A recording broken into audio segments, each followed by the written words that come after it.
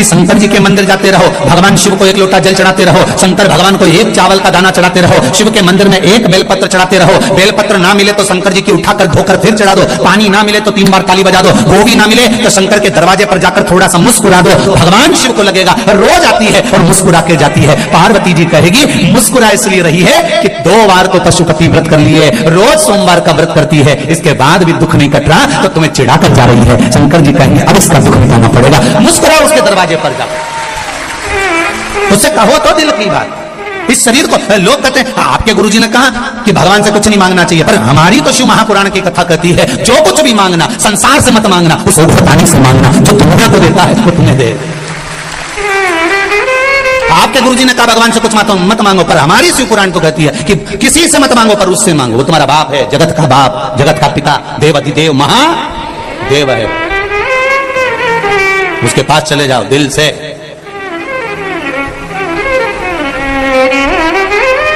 ये आत्मा, ये शरीर, ये सोने की रकम है, इस शरीर को भगवान तक लेकर जाओ।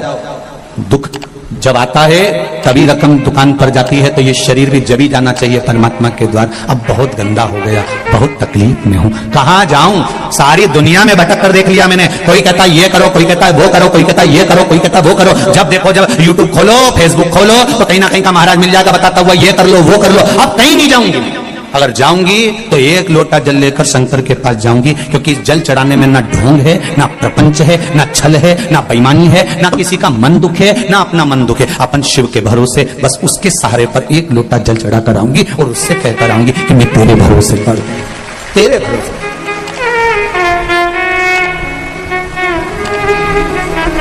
बस तेरा सा भोलेनाथ दया करना, मैं तेरे भरोसे हूँ।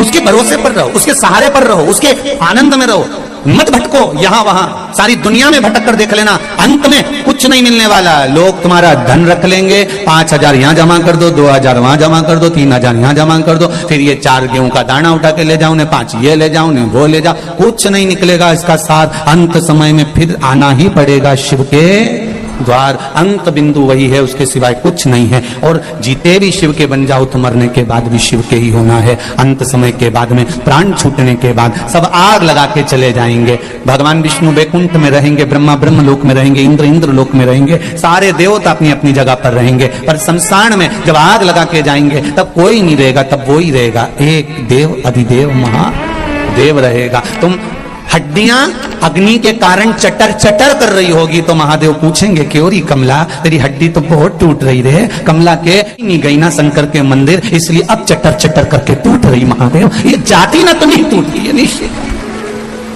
बहुत चटर चटर कर।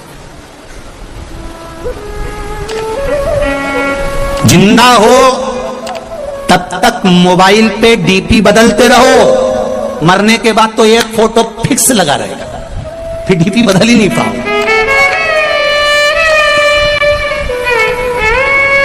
मरने के बाद डीपी बदल रही है क्या? अरे बोलो तो सही, एक जैसा फोटो, इतना बड़ा फ्रेम में, माला पूरी और खीर चिपकी हुई, और तुम पल्लू लेके मुस्कुराती हुई। इससे ज्यादा कुछ नहीं जीवन। जिंदा हो तब तक डीपी बदलते रहो, मरने के बाद तो एक फोटो डीपी पर फिक्स हो जाएगा, और वो भी छोरा छोरी लगाएंगे तो लगाएंगे, नहीं तो कौन लगा रहा तुम्हारा फोटो। इतनी शान से जियो, मारा छोरा मारा छोरा। मरने के बाद इतने बैठे हो, तुम में से कौन है जो श्राद्ध में अपने डीपी पर अपने दादा परदादा का फोटो लगा दिया? जब उनका नहीं लगाया तुमने, तो तुम्हारी औलाद तुम्हारा लगाएगी। अरे जीजी जाने दो, रही राजस्थान वाली हो।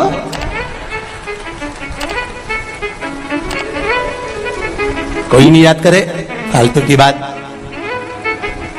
जब चले जाओ तो लोग बूंदी और सेव चढ़े खूब खाए, और कोई नहीं याद करे। कौन याद करेगा? जिंदगी है, अलमस्त होकर जियो, रोके नहीं, खुश होकर जियो। इतनी प्रसन्नता का जीवन जीना कि दुख है और बहुत चेहरे पर स्माइल है, तो लोग भी, परिवार वाले भी कहेंगे कितनी दुखी थी, कितना कर्जा है, कितनी तकलीफ में है, तो भी कितनी मुस्कुरा रही है। पूरे परिवार वालों को तुम्हें देख के टेंशन हो जाएगा कि इतना दुख होने के बाद ये हंस क्यों रही है। उनकी रोटी नहीं भाएगी, उनको आधा खा के छोड़ देंगे कि ये मुस्कुरा क्यों रही है। कारण क्या है इसके मुस्कुराने का? इतना दुख होने के बाद, इतना कर्जा होने के बाद, इतनी तकलीफ होने के बाद, शरीर में इतना कष्ट होने के बाद भी जब देखो जब खजूर वाली चोटी करके खूब जोरदार दिखे तो भगवान कहते मुस्कुराते रहो, चेहरे पर प्रसन्नता होना चाहिए। आग लगे बस्ती में, आवाज नहीं है यजराम की, बोलो आग लगे बस्ती में और अपन रहो मस्ती में। क्या किसको रोइए, चादर तान के सोइए, अपने को क्या करना कि कौन क्या कह रहा है, कौन क्या बोल रहा है। वो बोले तो बोलने दो, आड़ा टेढ़ा बोले तो बोलने दो। हम तो बहुओं से भी कहते हैं तुम्हारी सास कुछ भी बोले वो बोलती रहे, बोलने दो, तुम तो भजन गाओ ना, तुम तो भजन, वो गाली दे तुम श्री शिवाय। बस सास को ऐसी देख के 2-4 बार बोल दो श्री शिवाय। सास भी बोलेगी कुछ जादू कर रही है क्या, बस इतना तो वो बोले कि जादू कर रही है ना, पता नहीं, मुझे तो नहीं मालूम, पर इस मंत्र में जादू हो सकता है। तभी तो महाराज व्यासपीठ से बोले और लोग लाखों की संख्या में मोबाइल और फेसबुक पर सुनते रहे। इस मंत्र में कुछ तो होगा, ये निश्चित है। जपो श्री शिवाय नमस्तुभ्यम, ये जिह्वा से जितनी बार निकलता है। शिव महापुराण में अभी कुछ समय पहले, 1-2 महीने पहले इंदौर में कथा थी, लोगों ने बहुत ऑब्जेक्शन लिया, ये श्री शिवाय नमस्तुभ्यम कहां से आया, ये कोई मंत्र है क्या, ये कोई साधना है क्या, लोगों ने खूब ऑब्जेक्शन लिया। उसके बाद में लोगों ने जब शिव पुराण में देखा, शिव पुराण में जब देखना चालू करा तो शिव पुराण में लिखा था विद्येश्वर संहिता में कि इस मंत्र को बोलने वाले का केवल मुख का दर्शन कर लो तो काम हो जाता है, उसमें लिखा है। जब लोगों ने इस मंत्र का ऑब्जेक्शन लिया कि ये मंत्र क्यों, श्री शिवाय नमस्तुभ्यम कहां लिखा, इस मंत्र का क्या प्रयोग होता है, इसको क्यों जपा जाए, जब लोगों ने इसको जब जनमानस में भेज दिया कि ये तो सियोर वाला महाराज ने बनाया मंत्र, ये तो फालतू का है, ये तो होना ही नहीं चाहिए, ये तो ऐसा नहीं होना, तब लोगों ने फिर पुराण में ढूंढा कि आखिर लिखा कहां है। तब इनने ढूंढा तो उसमें लिखा हुआ आ गया कि इस मंत्र का जप करने वाला व्यक्ति इसको केवल मुंह से बोल भी ले और उसका चेहरा भी देख लो तो ही मनुष्य का सब कार्य सफल हो जाता है। तो फिर बोलने में अपना क्या जाता है, प्रेम से बोलो श्री शिवाय नमस्तुभ्यम।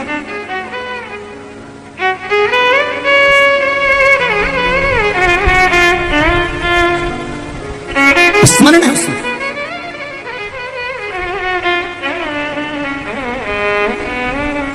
लोगों का काम है भरमाना, लोगों का काम है भटकाना, पर शिव महापुराण कहती है आपको भटकना नहीं, आपको शरणागति लेना। शरणागति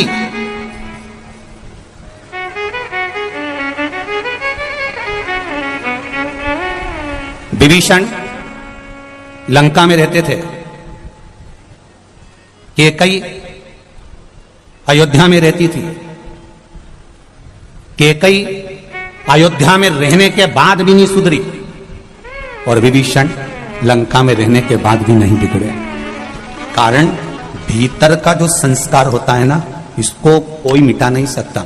विभीषण के भीतर ऐसा संस्कार था कि विभीषण उससे डोला नहीं, और कैकेयी के भीतर जिदपन था तो उसको कोई डोला कोई। आज हिंदू सनातन धर्म के जितने त्योहार आते हैं, हिंदू सनातन धर्म की होली आई तो लोगों ने कहा पानी बचाओ, रंग मत लगाओ। दिवाली आई बम फटाके मत फोड़ो, प्रदूषण आएगा। नवरात्रि आए गरबा मत खेलो, ये हो जाएगा वो हो जाएगा।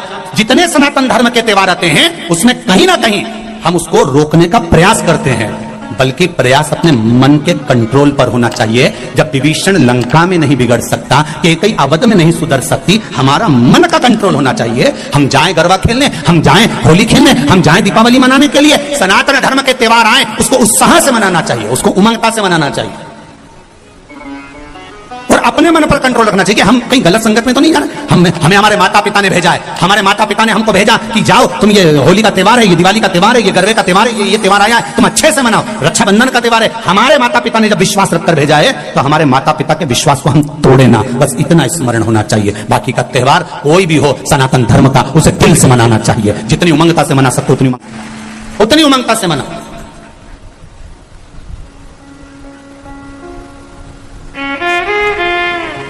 प्रसन्न चित्तता में मनाइए, अपने जीवन को आनंद में जियो।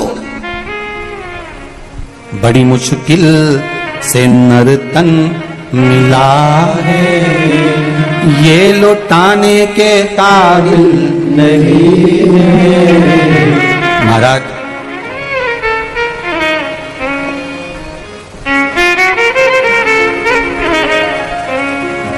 83,99,999 जन्म फालतू के मिलते हैं। उसके बाद मनुष्य का जन्म है 84 लाख हुआ। कितने जन्म निकल गए इससे पहले बोलो जरा? 83,99,999 जन्म। कभी मच्छर बने थे, कभी जुआ, कभी खटमल, कभी झिंगुर, कभी कीड़ा, कभी जलचर, कभी थलचर, ना जाने कितने कितने जन्म। 83,99,999 जन्म तो ये जीव जंतु के मिले थे। आखिरी का जन्म है 84 लाखवां जन्म। कौन सा? अरे बोलो जम के, मनुष्य का। और 84 लाखवां जन्म, और इसके बाद भी कोई गारंटी नहीं दी जीजी कि अपन वापस मनुष्य बन जाएंगे। वापिस मनुष्य बने ये कोई भरोसा नहीं। अगर दूसरे का पैसा खाकर मर गए तो अगला जन्म भैंस का मिलेगा, और भैंस का जन्म मिलेगा, और जिसका पैसा खाकर मरे उसी के घर में दूध देना पड़ेगा, और वो नोच नोच के निकालेंगे। नोच खूब रोगी तुम भी कि हमने कौन सा पाप किया था जो सेठ जी के यहाँ सारा दूध देना पड़ रहा है। तो दूसरी भैंस समझाएगी तुम्हारे मोहल्ले की पड़ोसन, अरे अपन इसका खा के मर गए थे इसलिए निचोड़ निचोड़ के दे दो जब तक कर्जा पूरा नहीं हो जाए। खूब झूठ बोलेंगे, अपशब्द बोलेंगे तो अगला जन्म मेंढक का मिलेगा। जितना अनसन बोलेंगे तो हम तुम तो मेंढक बन जाएंगे, तुम मेंढकी बन जाओगे।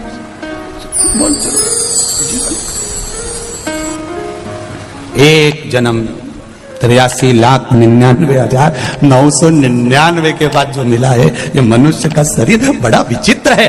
अंतिम बिंदु है, आखिरी। और इसमें इतना हमें फालतू के प्रपंच में नहीं पड़ना। घर में रहो, परिवार में रहो, कितना भी झगड़ा हो, कभी लड़कर अपने मायके नहीं जाना, कभी लड़कर मत जा। इनकी छाती पे मूंग धलो और मत जा। नहीं जाऊंगी, जा। कोई कितना ही झगड़ा करे, सास कह भी देता हो तो तू तेरे पिताजी के पास जा, तू अपने बाप के घर जा। नहीं जाऊं, मैं तो शादी करके यहीं और यहीं रहो, और जितना ज्यादा लड़ाई झगड़ा हो उतनी जोरदार रोटी में घी डाल के खाओ, क्योंकि लड़ने के लिए फिर एनर्जी भी तो चाहिए। तो तुम तो अच्छा खाओ और फिर दूसरे दिन तैयार होकर फिर बैठ जा। पर नहीं जाऊंगी मायके तो नहीं जाऊंगी, जा।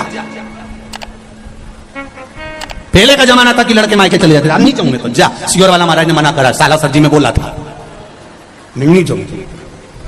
वो कितना ही कि मैं तेरा सामान रख दूं, पैक करके छोड़ आऊं, नहीं जाऊंगी, जा। और अगर वो बाहर छोड़ भी दे तो शाम को जब गाय भैंस अपने घर जाए तो उसकी पूंछ पकड़ के अंदर चली जाओ। और वो बोले क्यों आई? कि मैं तो आई नहीं रही थी, भैंस ली आई। मैं थोड़ी ना आई, तुम तो पहुंच जाओ।